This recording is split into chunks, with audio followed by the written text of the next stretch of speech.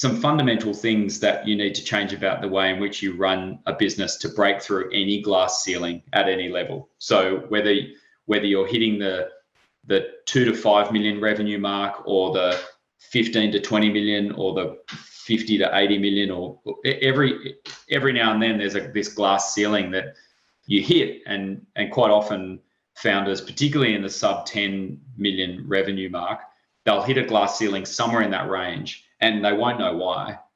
And it's because it'll be something completely unrelated to revenue or productivity. It'll be something typically to do with their team, that they need to work out how to create more leverage in their structure in order to break through to that next size.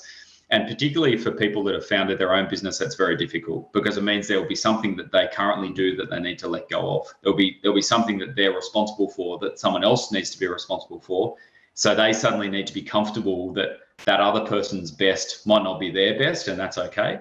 Yeah. And so they hit those limits. And so I think that's what happened with this business. The owners and the family that was running that business just couldn't break through that redesign of their org structure to unlock more leverage. And so they just constantly would hit the same kind of limits around volume in the business. It sounds like in reality, they didn't want to. Yeah, I think it's one of those things where you can talk about, I've got another sailing analogy I use quite often about ocean racing, where there's a lot of people that own boats and love sailing around the harbour, and they constantly talk about how they'd love to do an ocean race. But then if you actually take them on an ocean race, they realize that actually it might sound good. That's not really the fun reality. at all. The reality isn't. It's downright scary.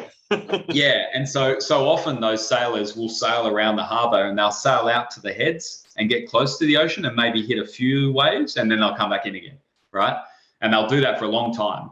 And then even if they invite an ocean racer onto their boat to help them sail out, once they start heading out, they'll get scared and they'll grab the wheel and they'll say, no, let's turn around. And then the person will say to them, but I thought you said you want to do ocean racing. This is ocean racing, 5 meter waves, big winds, lots of all that sort of that is ocean racing. It looks great from a helicopter, but when you're actually on the boat, it's pretty rough. Yeah. And so I think that happens a lot. So anyway, that happened to this business. They just kept on hitting the same revenue mark. Yeah. And so we dropped in and helped them. I hope this video has inspired you. If you need help buying your first $1 million business, make sure to visit me at dealflowsystem.net. If you like this video, make sure you subscribe down below. Comment on it, share it, tell everyone about it. And thanks for watching.